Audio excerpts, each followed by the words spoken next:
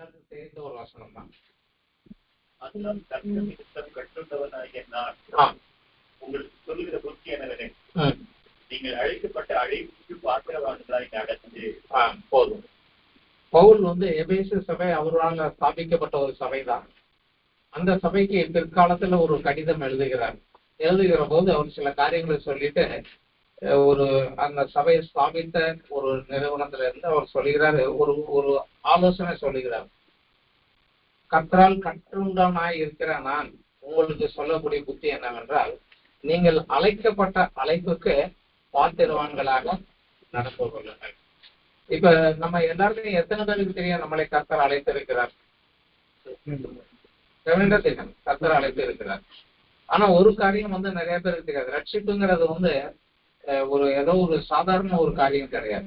ஒரு மனிதன் ரட்சிக்கப்பட்டு உலகத்தின் பிடியிலிருந்து வெளியே ஆண்டவருக்குள்ள உள்ள வராங்கிறது ஒரு சாதாரண காரியம் கிடையாது. அதற்கு பின்னாடி யார் யார் இருக்கிறாங்கிறத அது சுருக்கமா பார்க்கலாம். இயேசு கிறிஸ்து ஒரு இடத்துல சொல்லுகிறாரு, என் பிதா ஒருவனை முன்குறிக்க விட்டாலும் வேண்டாம் வரமாட்டான். சோ நீங்க எனக்கு என் மகனா வேணும்னு அவர் முன்குறிச்சார். அவர் எப்படி முன்குறிச்சாரு? எதை வச்சு முன்குறிச்சாரு? நம்ம கொஞ்சம் யோசிச்சு பார்ப்போம். அவர் பிள்ளையாக இருக்கக்கூடிய தகுதி ஏதாவது நம்மகிட்ட இருந்ததா? அவர் நம்மளை அழைக்கிறப்போ வேற அன்பிட்டு தான், அன்ஒருத்தி தான். எப்படி அவரை செலக்ட் பண்ணாரு? எவ்வளவோ கோடிகள் லட்சக்கணக்கில் இருந்தால் எப்படி செலக்ட் பண்ணாரு?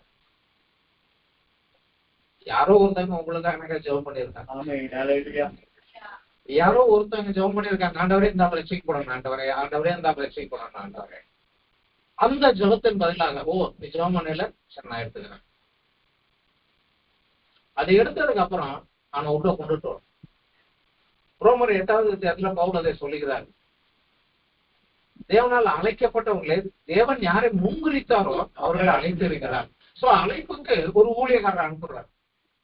ரட்சிக்கப்பட்ட ஒரு ஊழியக்காரரை, சத்தியத்தை தெரிஞ்ச ஒருவரை அனுப்புறார். அவர் தான் சொல்றாரு ரட்சிப்புனா என்னன்னு சொல்லி சுவிசேஷத்தை சொல்லுகிறாரு. சோ ஒரு ஆள் ஜெபம் பண்ணியிருக்கிறாங்க, இதான் முன்குறித்தாரு, அதுக்கு ஒரு ஆள் அனுப்புனாரு. அந்த ஆள் சத்தியத்தை சொல்றாரு. சொல்லுகிற போது பரிசுத்த ஆவியானவர் நம்ம இருதயத்துக்குள்ள கிரியை புரிந்து நீ ஒரு பாவி என்று ஆவிக்குரிய காரியத்தோடு இடைப்பட்டு நம்மளை திருப்பினார்.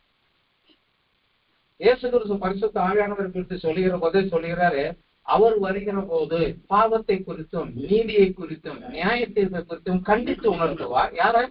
என்னை விசுவாசியாதவர்களே பாவத்தை குறித்தும். என்னை விசுவாசிக்கிற உங்களுக்கு நான் உங்க கூட இப்ப இல்ல போயிருவேன், அதனால உங்க பக்கத்துல இருந்து நீதி என்ன என்று உங்களுக்கு கற்றுக் கொடுப்பதற்கும், உங்களுக்கு விரோதமா அந்த உலகத்துக்கு அதிபதி வருவான்ல அவனை கண்டித்து உணர்த்திருக்கோம். உனக்கு நியாயம் தீர்க்கப்பட்டாச்சுப்பா, நீ இந்த ஆளும் ஆள் கிடையாது, அவரால் கை வைக்காத அனுப்புவார் அப்படின்னு அன்னைக்கே சொன்னாரு. சோ அந்த பரிசுத்த ஆவியானவர் உள்ள கிரியும் இருக்கிறார்.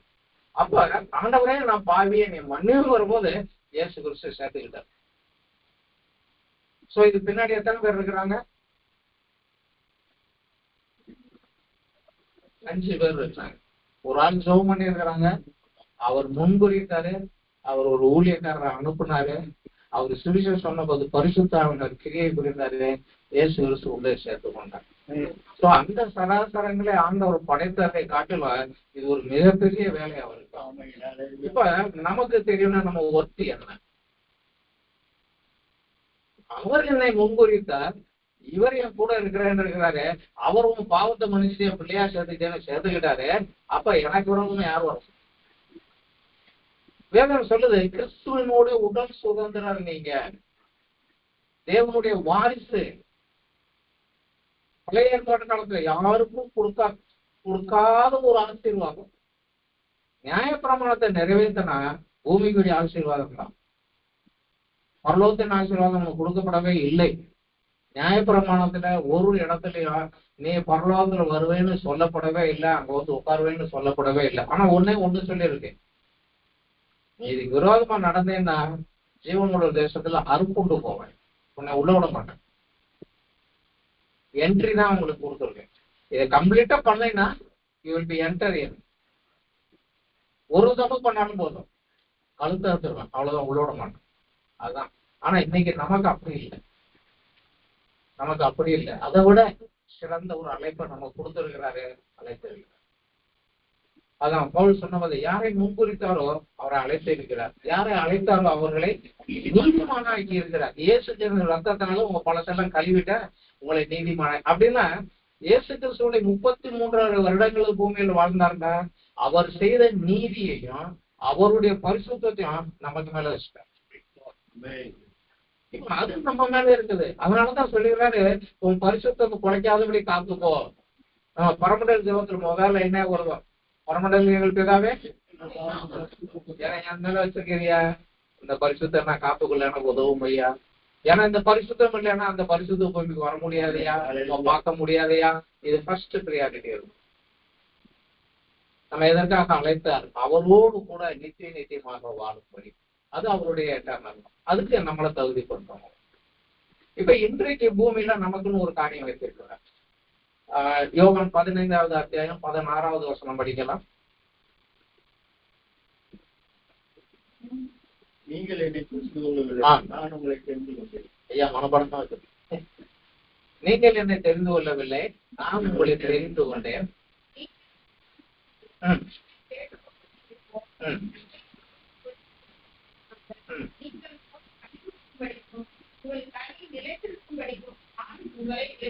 நான் உங்களை ஏற்படுத்தினேன்.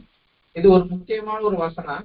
இது இயேசு கிறிஸ்து சிலுவைக்கு போறதுக்கு முந்தின நாள் ராத்திரி அவர் சீசர்களை உட்கார வச்சு அவங்களுக்கு சொல்லிட்டு போன ஒரு காரியம். ஆனா இந்த வேதத்துல இந்த தமிழ்ல உள்ள இந்த வார்த்தை வந்து கொஞ்சம் மேலையும் கீழையுமா இருக்கும். ஆங்கிலத்துல யாருக்காவது இருக்குதா பைபிள்ல? 15-16 படிங்க. அது கொஞ்சம் வித்தியாசமா இருக்கும். ஒரு லைன் மேல இருக்கும், ஒரு லைன் கீழே இருக்கும், அர்த்தமே மாறி போயிடும்.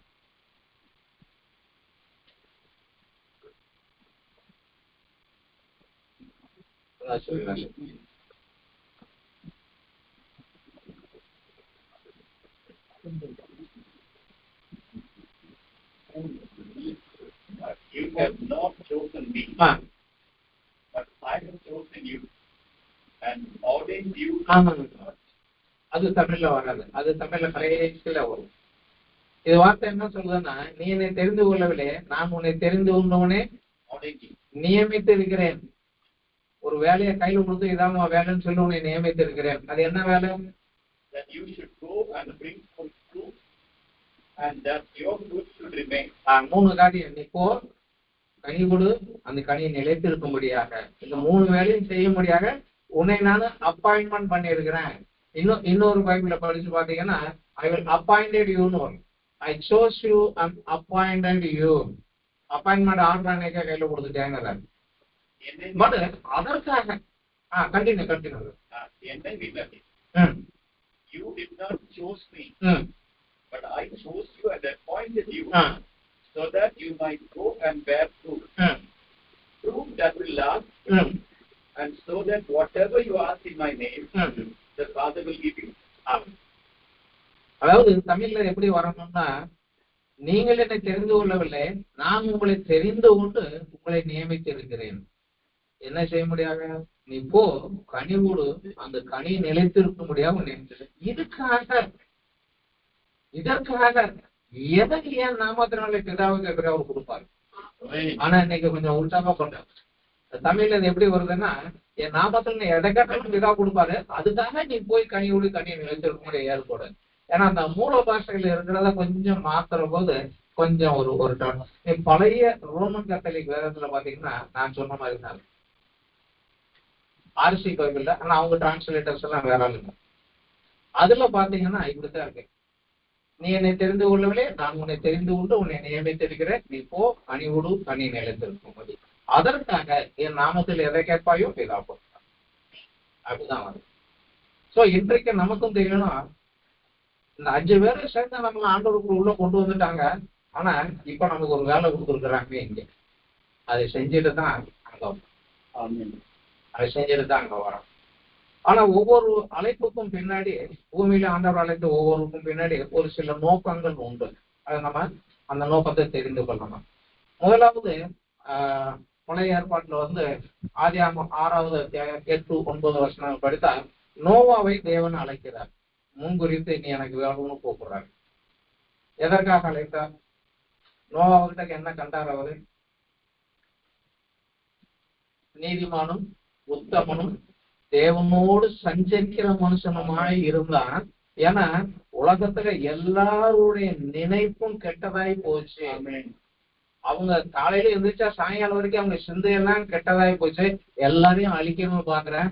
ஆனா எனக்கு ஒரு நீதிமான உத்தமனா தேவனோடு சஞ்சரிக்கிற ஒரு சந்ததி எனக்கு வளர்ந்து வரணும். அதுக்கு நீ ஒருத்தனா இருக்கிற. அதனால உன்னைய, உன் மனைவிய, 3 பிள்ளைய, 3 மருமகளை 8 பேரை நான் கொண்டு வர்றேன். நிஜத்தை எல்லாத்தையும் காலி பண்ணிடுறேன். அதே தேவன் தான் நம்மளையும் அழைச்சிருக்கிறார். சோ நமக்கு பிரிலிமினரியா அது வேணும். நீதிமானாக இருக்கணும், உத்தமமாக இருக்கணும். அது எந்த காரியம், என்ன காரியம் கையில இருந்தாலும் கடவுள் கொடுத்த காரியம் தான். அதுல உத்தமமாக உண்மையாக செய்யணும். ஆனா அவரோடு சஞ்சரிக்கிறவனாக, அவரோடு பேசுகிறவனாக, அவர் பேசுறதை கேட்கிறவனாக, கேட்டதை செய்கிறவனாக இல்லையா. அடுத்து அந்த சந்ததி வளர்ந்த போதும் பின்னாடி கொஞ்சம் கெட்டு போனாங்க. அப்ப ஆபிரகாமை தனியா பிரிச்சு எடுக்கிறார். அவன் ஐஸ்வர்யவான் குடும்பத்துல தான் இருந்தான், வசதியான ஒரு இடத்துலதான் இருந்தான். நீ இங்கிருந்து வெளியே திரும்புவான், இதை காட்டிலும் பெரிய ஆசீர்வாதம் தரக்கூடிய ஒரு தேவனை இருக்கிறாரு, உலகத்துக்கு சாட்சியா நிற்கிறார், வெளியே வா. அவர் சொன்னாரு, உன் தகப்பன் வீட்டையும் உன் குடும்பத்தையும் உன் சொந்த பந்தத்தை எல்லாத்தையும் விட்டுட்டு நான் காண்பிக்க தேசத்துக்கு போன என்ன தருவேன்? 7 ஆசீர்வாதம் சொன்னாரு. உன் பேரை பெருமைப்படுத்துவேன், உன்னை ஆசீர்வதிப்பேன், நீ ஆசீர்வாதமா இருப்பாய், உன்னை சபிக்கிறவன் நான் சபிப்பேன், உன்னை ஆசீர்வதிக்கிறவன் ஆசீர்வதிப்பேன், உன் மூலமாக பூமியோட வம்சங்களால ஆசீர்வதிக்கப்படும். 7 காரியங்களை சொல்லிட்டு நீ வெளியே வா அப்படிங்கிறாரு. அடுத்த வசனம் சொல்லிடுவா, ஆபிரகாம் உடனே புறப்பட்டு போனான். இப்ப அந்த இடத்துல என்ன நம்ம கொஞ்சம் யோசிச்சு பார்க்கலாம். எந்த ஊருக்கு போகணும்னு சொன்னாரா? முதல்ல விட்டுட்டு வெளியே வா, நான் காமிப்பேன்னு. உடனே அவர் என்ன சொன்னாரு? வீடு வாசல் எல்லாம் கொடுத்தாரு, செட்டு பண்ணாரு, ஆடு மாடெல்லாம் சேர்த்துக்கிட்டாரு, கோழி கிளி எல்லாத்தையும் எடுத்துக்கிட்டாரு. அவர் ஒய்ஃபை கூட்டிட்டாரு, வீட்டுல வேலைக்காரங்களாம் கூட்டிட்டாரு. லோத்து வர அண்ணன் பையன், நான் உன் கூட தான் வருவேன்டான், சரி வாடான்னு அவங்க கூட்டிட்டாரு. போறாரு. இப்போ ஊர்ல இருக்கவனா கேட்பாங்க, என்ன ஆபிரகாம் எங்க போறேன்? இல்ல வேற எந்த ஊருக்கு போறேன் தெரியாது. ஏன் தெரியாது? இல்ல கடவுள் சொன்னாரு இதை விட்டுட்டு போனாரு. எங்க போய் சொன்னாரு தெரியாது. என்ன மடையனா இருக்கான். இன்னைக்கு உலகம் நம்மள கிறிஸ்தவன் அப்படிதான் சொல்லுது, இவன் மடையா முட்டாளையா அப்படிங்கிறது. ஆனா ஆபிரகாம் இன்னைக்கு போனாரு. போய்கிட்டே இருக்கிற உடனே சொன்னாரு, ஆண்டவரே நீ நில்லுப்பா, கிழக்க மேற்க உலகெல்லாம் சுத்தி பாருப்பா, இதான் உன் சந்ததிக்கு நான் கொடுத்த தேசம். ஆமா அப்படியா, ரைட்டு, சரி. கடைசி உன் சந்ததிக்கு தான் தகுந்த இருக்கான், இதை பூரா சுத்தி நடந்து வரும். அவர் இந்த பார்டர் எல்லாம் சுத்தி நடந்து வந்தார், எல்லாம் சுத்தி நடந்து வந்தார். அங்க உட்கார்ந்து இருந்தாரு. பூமிக்குரிய ஆசீர்வாதமா இருப்பாய்ன்னு சொன்னார்ல, ஆசீர்வதிக்குன்னு சொன்னார்ல, கொடுத்தாரு. அவர் மூலம் அநேகருக்கு ஆசீர்வாதங்கள் இருந்தது. ஆனா அவருக்குன்னு சொந்த இடம் கிடையாது. ஆபிரகாம் கடைசியா சொந்தமா பூமியில வாங்கினது ஒண்ணுதான். எப்ரோன்ல ஒரு இடத்த வாங்கினார். ஏன்னா புகைச்சாய்களுக்கு சமாதி இடத்த விலைக்கு வாங்கினார், வேற ஒண்ணும். ஏன்னா அவருக்கு தெரியும் பெரிய இதெல்லாம் கொடுக்குறேன் ஆண்டவரை கொடுப்பார். ஏன்னா அவர் ஆண்டவரோடு சஞ்சரிக்கிறவனாக இருந்தாரு. அதனால தேவன் சொன்ன இதெல்லாம் சும்மாடா, உனக்கு ஒண்ணு வச்சிருக்கேன்டா. எபிரேயர் தான் வருது, எபிரேயர் புஸ்தகத்துல 11 தான் வருது. ஆபிரகாம் ஒரு நாடோடியா சுத்திட்டு இருந்தான். ஏன்னா கைவேலை அல்லாத கட்டப்பட்ட வீட்டுக்காக அவங்க வீடு கட்டலாம், டென்ட்லயே குடியிருந்தான்.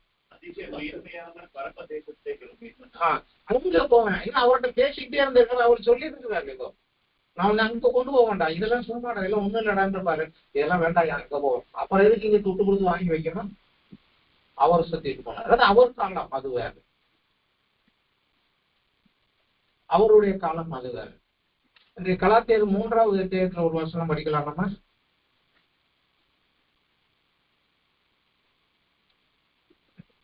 மூன்றாவது அத்தியாயத்துல கடைசியாக ஒரு 1 வசனம்.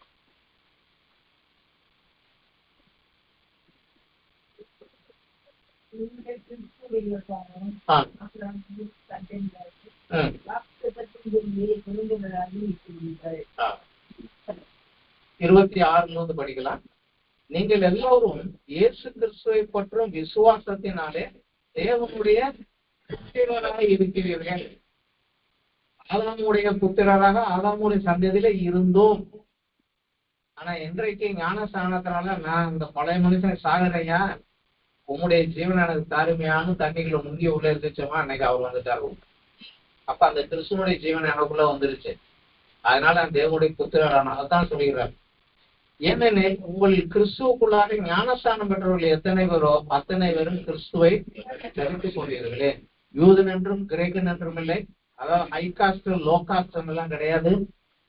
அன்னைக்கு உலகத்துல இருந்த ஹை காஸ்ட் ஆகுதான், லோ காஸ்ட் இதுதான், அதெல்லாம் கிடையாது. அடிமை என்றும் சுயாதீனம் என்றும் இல்லை, ஆண் என்றும் பெண் என்றும் இல்லை. நீங்கள் எல்லோரும் கிறிஸ்து இயேசுக்குள் ஒன்றாக இருக்கிறீர்கள். நீங்கள் கிறிஸ்துவனுடையவர்கள் ஆனால் அப்படின்னா உண்மையாக உலகத்துக்கு மறித்து ஆண்டவரே நீர்தான் எங்க அப்பா, நீங்க சொல்றதை கேட்டு நடப்பேன்னு நீங்க வந்திருந்தீங்கள் ஆனால் ஆபிரகாமின் சந்ததியாகவும் வாக்கு தத்தத்தின்படி சுதந்திரராகவும் இருக்கிறேன். சோ நம்ம அவருடைய சுதந்திரம். பவுல் எழுதுற போது அநேக நான் வந்து கிறிஸ்துவோடு உடன் சுதந்திரம், அவருக்கு என்னென்ன இருக்கோ எல்லாம் எனக்கு பங்கு உண்டு. அதை வச்சுதான் அவர் சொல்றாரு சபையை மனவாட்டிங்கிறாரு. அதாவது வேல்தெளிய கண்ணோட்டத்துல கிடையாது. அண்ணன் தம்பியா இருந்தாலும் அப்பா சொத்துல பங்குதான் உண்டா இல்லையா? 4 பிள்ளைங்க இருந்தாலும் 4 பங்கு தான், 6 பிள்ளையா இருந்தாலும் 6 பங்கு தான். ஆனா ஒரு மனைவிக்கு கணவனுடைய எத்தனை பங்கு இருக்கு?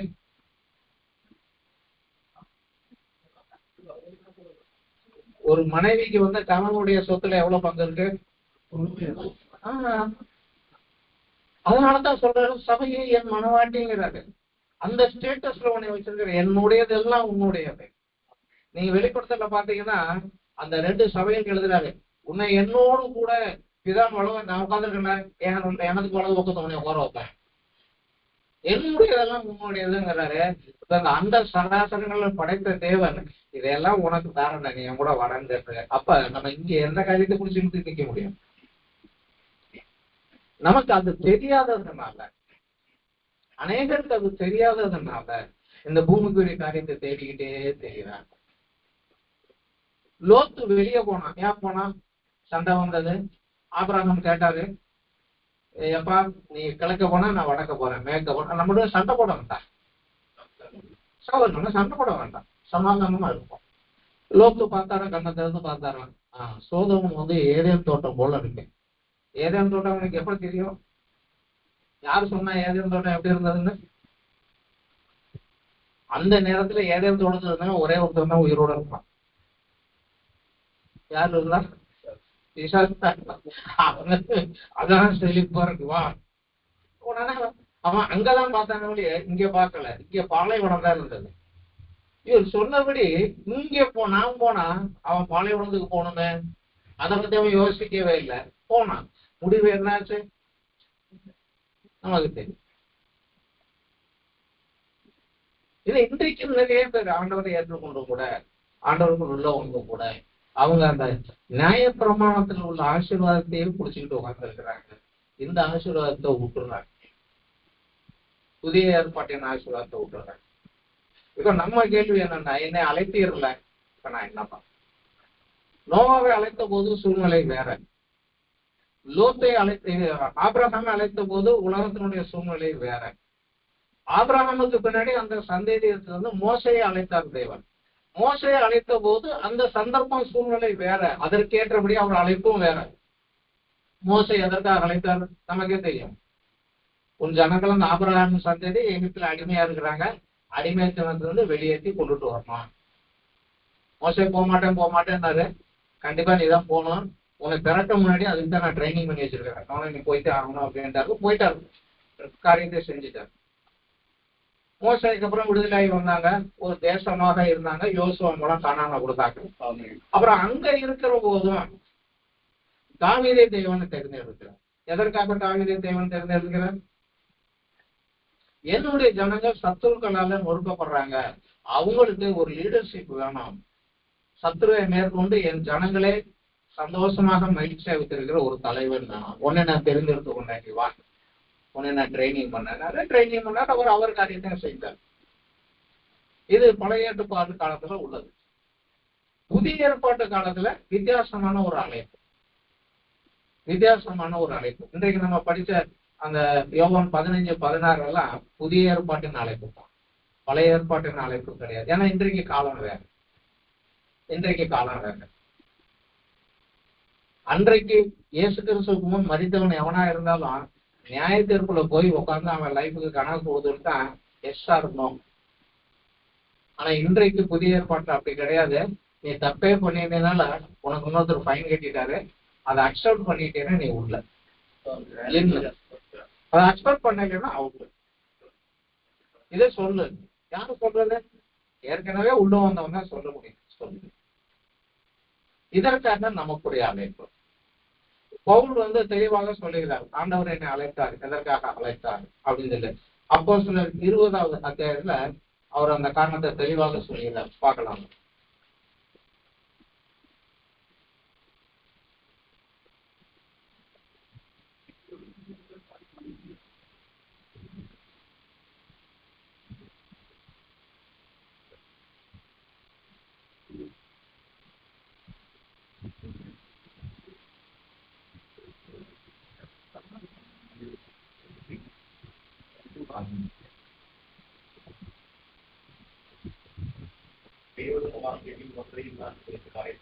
இல்ல அதெல்லாம்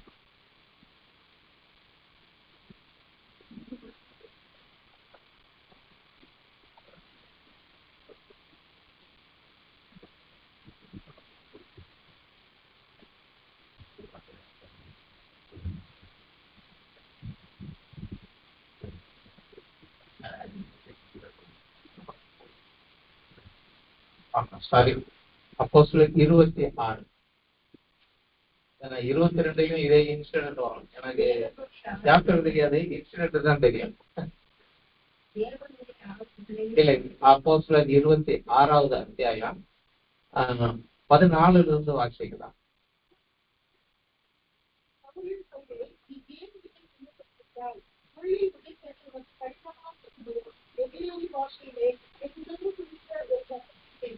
அப்பொழுது நான் ஆண்டவரே நீர் யார் என்று அதற்கு அவர் சுமப்படுத்தவே ஏற்று. இந்த சந்தர்ப்பம் நம்ம எல்லாருக்குமே தெரியும்ல, எல்லாருக்குமே தெரியும். அப்ப அவர் இயேசு அவர்கிட்ட என்ன சொன்னாருங்கிறத இந்த இடத்துலதான் அவர் தெளிவா சொல்லுகிறார். இவருடைய என்கொயரி நடக்குது கோர்ட்ல. அப்ப இவர் விளக்கம் சொல்றாரு. அடுத்த வார்த்தை படிக்கலாம்.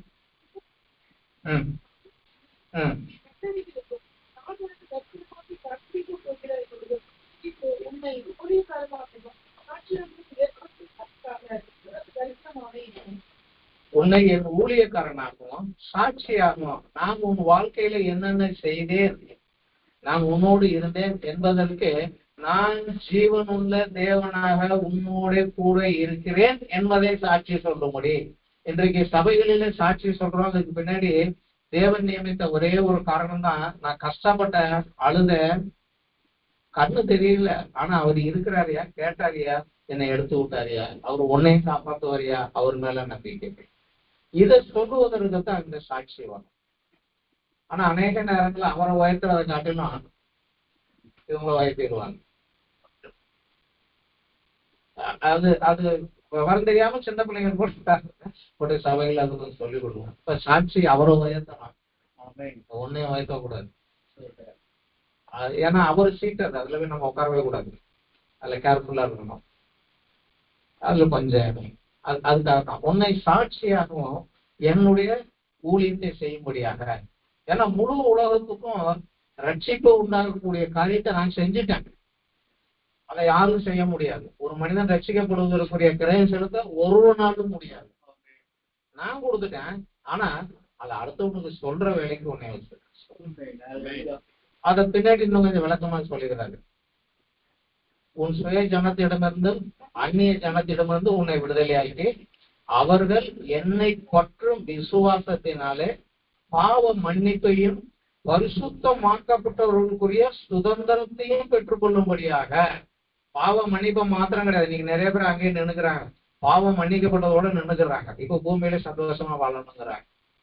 அந்த பரிசுத்தமாக்கப்பட்டவர்களுக்குள்ள உனக்கு சுதந்திரம் வாரிசு கொடுத்துருக்கிறேங்கிறத நிறைய பேர் மண்டைக்குள்ள இன்னும் போகல. அது போகவை. அதுக்கு என்ன பண்ணணும்? இருளை விட்டு ஒளி இடத்துக்கு வரணும். இன்னும் கொஞ்சம் தெளிவா சொல்லுகிறாரு, சாத்தானின் அதிகாரத்தை விட்டு தேவனிடத்துக்கு திரும்பும்படி நீ அவர்களை கண்களை திறக்கும் பொருட்டாக உன்னை அனுப்பினேன். இப்ப இதுதான் புதிய ஏற்பாட்டு காலத்தினுடைய இயேசு கிறிஸ்துவை ஏற்றுக்கொண்ட எல்லாருக்கும் பின்னாடி இருக்கக்கூடிய அழைப்பு, நியமனம். இதுதான். இதுல நம்ம முன்னாடி போவோம். ஆனா இதுல ஒரே ஒரு காரியம் நமக்கு எல்லாருக்கும் கொஞ்சம் தெரிய வேண்டிய ஒரே காரியம், நம்ம எல்லாருமே ஃபேஸ்ல இருந்து நடக்கையில இருந்து எல்லாம் மாறுபட்டவங்க மாட்டோம். ஒரே போல யாருமே கிடையாது. ஆனா ஊழியத்திலே அதே போல அதை போலவே இருக்கணும்னு நினைச்சிட்டோம்னா தப்பு பண்ணு. அவரை போலவே, அவர் சேர்ந்த போலவே நானும் செய்யணும்னா தப்பு பண்ணிடும். ஏன்னா அவர் பிறக்கும் போதே என்ன வேற விதம் மாதிரி வளர்த்து, வேற விதம் மாதிரி அறிய முன்னாடி எனக்கு ட்ரைனிங் எல்லாம் கொடுத்து, அப்புறம் பாடங்களை கற்றுக் கொடுத்து அவருடைய காரியத்தில் கொண்டுட்டு போறாரு. ஒவ்வொருத்தருக்கும் ஒரு சுய ஸ்டாண்டர்ட், ஒரு கெப்பாசிட்டி உண்டு. அதை கொண்டு அவர் காரியம் செய்ய விரும்புகிறார். இதை விட்டுட்டு நான் அப்படித்தான் செய்வேன்னு அவர் விட்டுருவார். அதுல கொஞ்சம் ஜாக்கிரதையாக இருக்கணும். அதுல அவர்கிட்ட கேட்கணும், நான் என்ன செய்யணும், என்ன செய்யணும் அவர் நடத்தி கொண்டு வரும். ஒரு சபைன்றதுக்குன்னு வச்சுக்கோங்க. இன்னைக்கு சபையில யாரு மெயினா இருப்பாங்க? முக்கியமான ஆளு பாஸ்டர். பாஸ்டர் ஒருத்தர் மட்டும் எல்லாம் செய்ய முடியுமா? சண்டே கிளாஸ் தனியா டீச்சர் வேணும், யூத்துக்கு தனியா ஒரு ஆள் வேணும், கிளீன் பண்ணி தூத்து போடுறவங்க ஒரு ஆள் வேணும், மைக் எடுத்து வைக்கிறதுக்கு ஒரு ஆள் வேணும். இல்ல சபை சொல்லிக்கிற போது ஒரு ரசிக்கப்பட்டேன்னு வந்தானா அவனை பர்சனலா கூட்டி கொண்டு கவுன்சிலிங் கொடுத்து கொண்டுட்டு வர்றதுக்கு ஒரு ஆள் வேணும், ஒர்ஷிப் லீடு பண்றதுக்கு ஒரு ஆள் வேணும், பிரேயர் டீம்னு ஒரு டீம் அங்க இருக்கணும். எந்த சபையா இருந்தாலும் இன்றைக்கு சபைகள் ஹோல் வேர்ல்டுல சக்சஸ் வாஸ் ஃபெயிலியர் தான். அதுக்கு ஒரே ஒரு ரீசன், பிரேயர் ஸ்பெல்ஸ் அங்க குறைஞ்சதுனால. எனக்கு தெரிஞ்சு சனிக்கிழமை 6 பேர் உட்காந்து ஜெபம் பண்ணுவாங்க. நாளைக்கு ஞாயிற்றுக்கிழமை ஆராதனைக்காக, நான் சின்ன பிள்ளையா இருந்த போது, நாளைக்கு ஆராதனையை தேவரே உங்களுடைய பிரசன்னம் இருக்கணும், ஆசீர்வதிக்கணும், வர்றவங்கள்ட்ட நீங்க பேசணும் அப்படின்னு சொல்லி தாய்மார்கள் உட்காந்து அழுது ஜெபம் பண்ணுவாங்க. ஒரு சில எல்டர்ஸ் உட்கார்ந்து இருப்பாங்க. இன்றைக்கு அது எங்கேயுமே கிடையாது. இன்றைக்கு அது நெக்லெக்டட் மினிஸ்ட்ரி ஆகி போச்சு. ஆனா அதுதான் மூலம். அது இல்லைன்னா எதுவும் கிடையாது. அது இல்லைன்னா எதுவுமே கிடையாது. அதனால நம்ம எல்லாரும் என்ன ஊழியம் செய்ய வேண்டாம்ல, முதல்ல நம்ம தேவனிடத்துல உட்கார்ந்து இருந்து பிறருக்காக பரிந்து பேசுகிற, ஜபம் பண்ணுகிற ஊழியம் பர்சனலாக நமக்கு இருக்கு. இதை நம்ம செய்யாம வேற எதை செஞ்சோம்னாலும் சரி, நான் 5ஆம் கிளாஸ் வரைக்கும் படிக்க மாட்டேன், நேரடியா 10th போயிருவேன் அப்படின்னா எப்படி இருக்கும்? ஏதோ செய்யலாம், பட் அந்த அச்சீவ்மெண்ட் ரிசல்ட் கொண்டுட்டு வர முடியாது. பிறருக்காக ஜெபிக்கிறவங்களா நம்ம இப்ப கடைசியாக ஒரே ஒரு வாசனம் மட்டும் படிச்சுட்டு நம்ம முடிச்சுக்கலாம். எசேக்கியேல் புத்தகம் எல்லாருக்கும் தெரிஞ்ச ஒரு பகுதி தான். 20வது அத்தியாயம், 22வது அத்தியாயம் 30வது வசனம். நான் தேசத்தை அழிக்காதபடி சிறப்பில் நிற்கவும் சிவரை அடைக்கவும் தக்கதாக ஒரு மனுஷனை தேடினேன், ஒருவனையும் காணேன். எத்தனை பேரை தேடினாரா?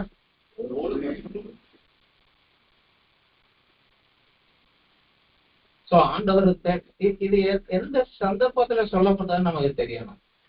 இஸ்ரவேல் தேசத்துக்கு நியாயப்பிரமாணம் கொடுத்திருந்தாரு. தப்பு பண்றீங்கன்னு திருத்ததை சொல்லிக்கிட்டே இருந்தாரு. ஏசாயா மூலம் சொன்னாரு, நீங்க தப்பு பண்ணிட்டீங்கப்பா, உங்களை அடிக்க போறாருப்பான்னு சொன்னாரு. ஒருத்தனும் மனம் திரும்பல. ஒரு ராஜா ஒரு தொணத்தோன்னு தொந்தரவு தூக்கி கொண்டு 2 வெட்டுடாரு. ஏசாயாவா மரத்தை வச்சு 2 அறுத்து தான் வெட்டி போடுறாங்க. தீர்க்கதரிசியோட முடிவை வச்சுதான். அடுத்து எரேமியா தெரிஞ்சாரு. எரேமியா மூலம் ஆண்டவர் சொன்னாரு, இந்த மாதிரி அவனை சொன்னா கேட்கல, 70 வருஷம் உன்னைய இந்த தேசத்தை விட்டு வெளியே விரட்டி விட்டுறேன். அடிமைத்தனத்தை கொண்டுட்டு வந்தேன், உனக்கு ஆசீர்வதிச்சு கொடுத்தேன், நீ சொன்னதை கேட்கல, திருப்பி அடிமைத்தனத்துக்குள்ள தூக்கி போட்டுருவாங்க சொன்னாரு. கேட்கல. ஆனா உங்க அப்பாவின் நிமித்தமாக உன் பின் சந்ததியை கொண்டு வருங்க. அந்த ஆபிரகாமின் நிமித்தமாக அவனுக்கு வாக்கு கொடுத்துட்டேன், அதன் நிமித்தமாக உன் பின் சந்ததியை கொண்டுட்டு வருவேன். ஆனா உங்களை 70 வருஷம் அடுத்த தேசத்துல அடி உதைக்கு தூக்கி போட்டுருவேன்னாரு. கேட்கல. அவங்க அடி வாங்கி போயிட்டு இருக்கிற போது அழுகுறாங்க. வாக்குத்தத்தம் எங்கே? ஆபிரகாமின் தேவனே நீர் எங்கே? ஏன் நடக்குது? ஏன் இப்படி நடக்குதுன்னு கேட்டாங்க. அப்பதான் எசேக்கியேலை எழுப்பி அவர் மூலமாக சில தரிசனங்களை இப்ப இப்படிதான் போறீங்க, பின்னாடி ஒரு காரியம் இருக்குது வருது, அதுக்கு நீ இப்ப ஃபிட் ஆகி போ. அதுதான் எசேக்கியேல் மூலமாக கொடுத்த தரிசனம். இப்ப இந்த ஒரு வார்த்தையை சொல்ல முன்னாடியே ஆண்டவர் அங்க என்ன சொல்லுகிறாருன்னு நம்ம படிக்கலாம். 23வது வசனத்துல இருந்து படிக்கலாம்.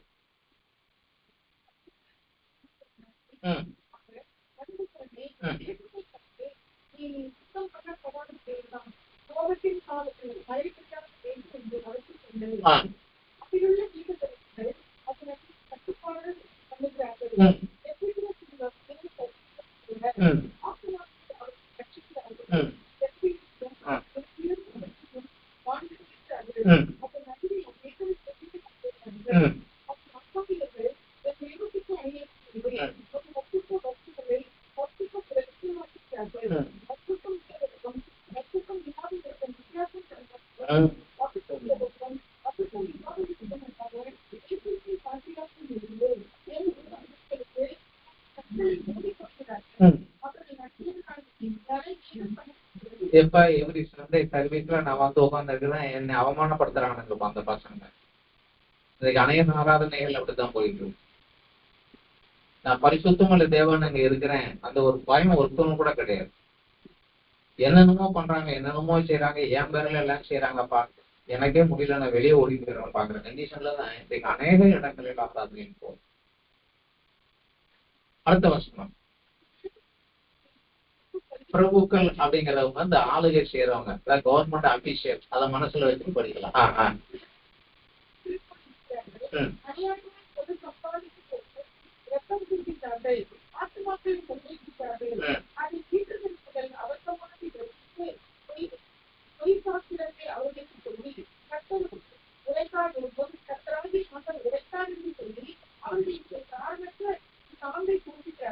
கர்த்தருடைய ஆட்சியில் இருப்பார், வானகங்கள் மேலாவாய் கீழாகங்கள் தலையாவாய் அப்படின்னு சொல்லிட்டே இருக்காங்க. ஆனா அது எல்லாமே சொல்லியிருக்கு, நியாயப்பிரமாணத்தை சொல்லி இதெல்லாம் நிறைவேற்றினேன்னா அவங்களுக்கு தருவேன்னு சொல்லி. இதுதான் சாரமற்ற சார்ந்து. தான் ஒண்ணும் கிடையாது, எல்லாம் வந்துடலாம் வா வா வா வா, ஞாயிற்றுக்கிழமை வந்துடு கஷ்டமா வாங்குவோம். அந்த காலத்துல நடந்திருக்கு, இன்னைக்கு புதுசு கிடையாது, ஆண்டவருக்கு எதுவும் புதுசு கிடையாது, அந்த காலத்துல நடந்திருக்கு. அதான் சொல்ற சாரமற்ற சார்ந்து போய் நான் அவனுக்கு சொல்லவே இல்லை, கர்த்தர் சொன்னாருன்னு சொல்றாங்க. அப்புறம்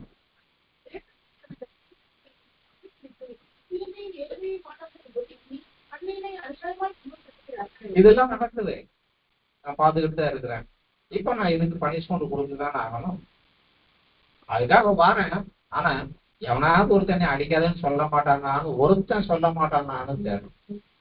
அதுதான் இந்த வசனம் வருது, நான் தேசத்தை அழிக்காதபடிக்கு பிறப்பில் நிற்கவும் சுவரை அடைக்கவும் தக்கதாக ஒரு மனுஷனை தேடினேன், ஒருவனை காணேன். இன்றைக்கு நமக்குரிய அழைப்பு இதுதான்.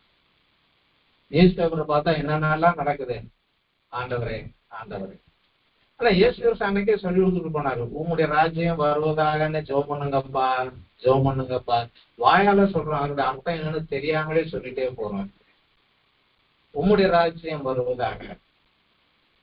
சபை உம்முடைய ராஜாங்கம், இதன் மூலமாக தேசத்தின் ஒரு காலத்துல செஞ்சாங்க. 19th செஞ்சுரியில ஊரா போய் சுவிசேஷம் சொல்லி சபை எழுந்துச்சு.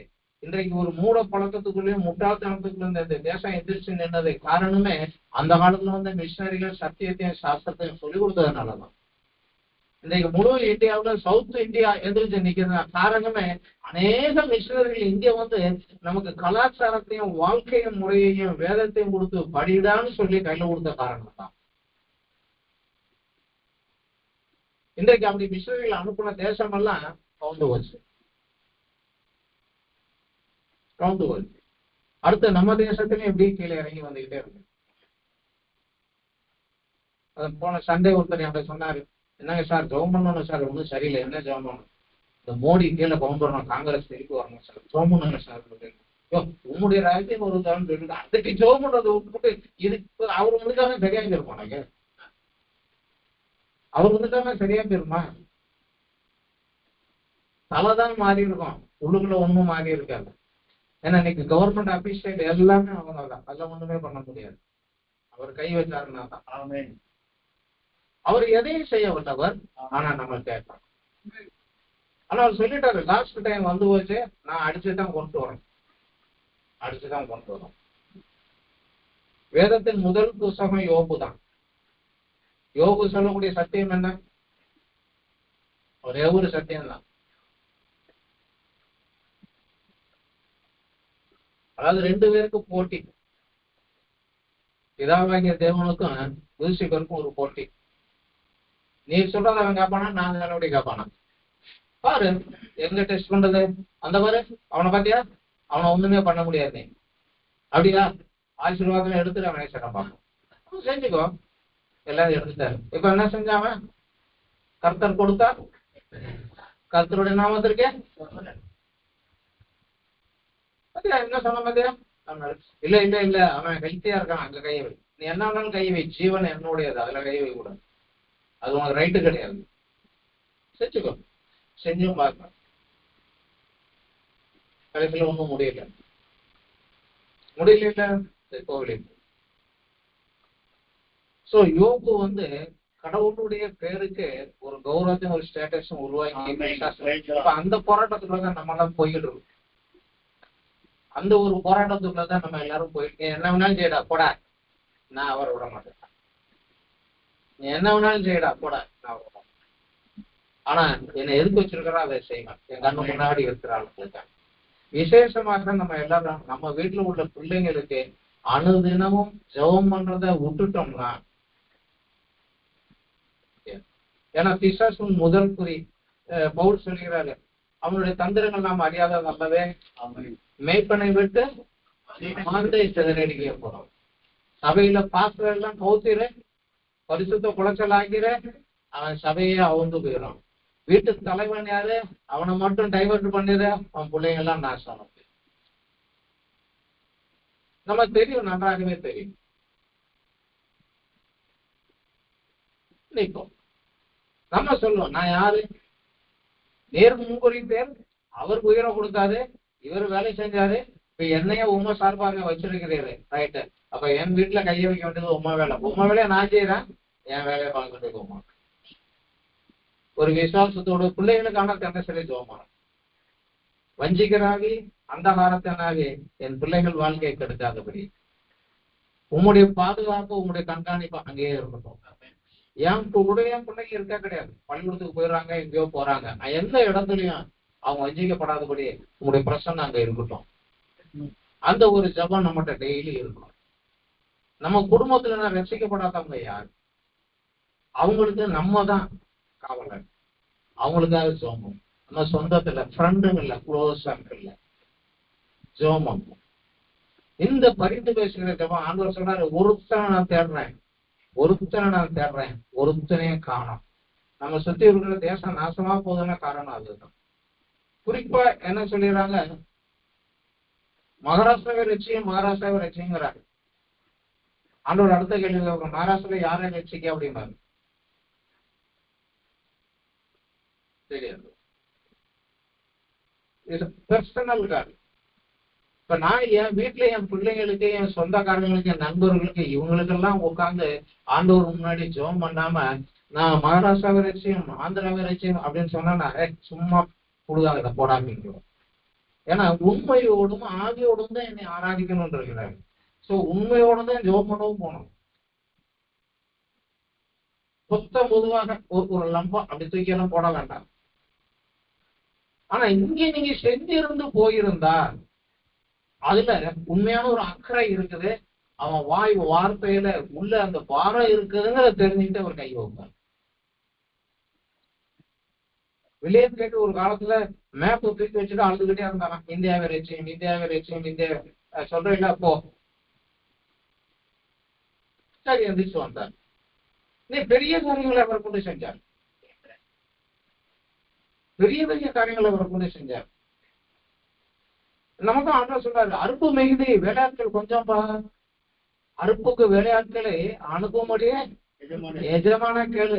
அவர் தான் செலக்ட் பண்ணணும், யார் யார் என்னென்ன வேலை பண்ணணும், அவனுக்கு அந்த வேலையை கொடுத்து அனுப்பணும் அப்படின்னாரு. நம்ம அந்த ஒரு சில காரியங்கள் நம்ம பின்தங்கிட்டோம். அதன் விளைவுதான் இன்றைக்கு நம்முடைய தேசத்தை ஜெபம் பண்ணுவோம், திரும்பி கொண்டுட்டு வரணும். ஜெபம் பண்ணுவோம். அவர் வருகை நேரம் நெருங்கி வந்து விட்டது. அதே போல நம்மளை சுத்தி மோசமான காரியங்கள், கிறிஸ்தவத்துக்கு விரோதமான காரியங்கள் அரசாங்கம் செயல்பட்டா அது மேல கோபப்படாதீங்க. கோபமோ எரிச்சலோ ஆத்திரமோ நமக்கு வேண்டாம். உங்களுடைய பிள்ளைகளை காத்துக்கொள்ளும், உங்களுடைய பிள்ளைகளை காத்து. ஏனென்றால் வெளிப்படுத்தல கடைசியில சொல்லி இருக்கிறாரு, கடைசி காலத்துல அவனை அங்கிருந்து அடிச்சு தள்ளுவேன். ஏன்னா அவன் டேட்டு முடிஞ்சு போச்சு. அவனை கீழே தள்ளுவேன், அவன் இங்க வருவான். அடுத்த ஸ்டேஜ் எங்கன்னு அவனுக்கு தெரியும். இதுக்கு காரணம் யாருங்கிறது அவனுக்கு தெரியும். அதனால உங்க மேல ரொம்ப கோபமா வந்திருக்கு. ஆனா பரிசுத்தவான்களை மேற்கொள்ளும்படி அவனுக்கு அதிகாரம் கொடுக்கப்பட்டது. நீ செய்யறதெல்லாம் செஞ்சு பாடுறான்னு சொல்லி ஆண்டவர் பெர்மிஷன் கொடுத்துருக்கிறேன். அந்த காலத்துல இப்ப நம்ம இருக்கிறோம். அது நமக்கு நன்றாக தெரியணும். அந்த காலத்துல நம்ம நிக்கிறோம். அன்றைக்கு யோபு நின்ற இடத்துல இன்றைக்கு நம்ம நிக்கிறோம். நீ என்ன வேணாலும் செய்யடா, எனக்கு இந்த காரியம் இந்த உலகத்தின் காரியங்கள் அல்ல, அந்த காரியம் தான் நான் கை வைப்பேன். ஆரம்பத்துல ஜபத்துல ISPF insurance sector prayer fellowship, பிரேயருக்கு முக்கியத்துவம். பேர் குறிச்சு வச்சு ஜெபம், இந்நாள் தான் ஜெபம், பேர் குறிச்சு வச்சு ஜெபம் பண்ணும். ஆண்டவர் வந்து சொன்னாரு, நீ இதற்காக எதை கேட்டாலும் நான் தருவேன்டாருல்ல. சொல்லுவோம் 15-16 யோவான் 15-16 சொல்லிருக்கீங்களா, போ கனி கொடு, கனி நிலைத்திருக்கும்படி என் நாமத்தை எதை கேட்டாலும் தருவேன். இவனை கொடுங்க எனக்கு. நீங்க சொன்னீங்களா ஐயா ஜெபம் பண்றையா? ஆனா உண்மையா ஜெபம் பண்றீங்களாங்கிறது ஒரே நாள்ல நடக்காது. ஜெபம் பண்ணிட்டே இருக்கணும். நீங்க ஜெபம் பண்ணிட்டே இருக்கணும். யாராவது ஒருத்தன் விதைய போடுவான், 3வது ஒருத்தன் தண்ணியை ஊத்துவான், 4வது ஒருத்தன் அறுவடை கொண்டு போவான். ஆனா இந்த ஜெபம் இல்லாவிட்டாலும் தேவன் அவனை முன்குறிக்க முடியாது. அப்புறம் மத்ததெல்லாம் காரியம் நடக்காது. ஸோ மெயின் கீ இங்கதான். நீங்க மேல போற அன்னைக்கு தான் தெரியும் உங்க ஜெபத்தினால யார் யார் வந்திருக்காங்க. இன்றைக்கு தெரியாது. அது மறைவான காரியம். ஆண்டவருடைய காரியத்தில் தொடர்ந்து போவான். ஏன்னா இன்னும் கொஞ்ச காலம் தான் இருக்கு. அதுக்கப்புறம் இந்த ஊழியம் செய்ய முடியாது. அதுதான் முக்கியம். இன்னும் கொஞ்ச காலம் தான் இருக்கு. அவர் வருகை நேரம் கொஞ்ச காலம் தான் இருக்கு. கதவு அடைக்கப்படும் நேரம் வந்துருச்சு. அதுக்கப்புறம் யாரும் எதுவும் செய்ய முடியாது. அந்த காலம் நெருங்கி வந்துவிட்டது. அதனால இதுல இன்னும் கொஞ்சம் உற்சாகமாக குழுவாக கூடி ஜெபிக்கிறோம். பர்சனல் பிரேயர் கொஞ்சம் டைம்ல சொல்லலாம். ஹல்லேலூயா. ஸ்தோத்திரம்.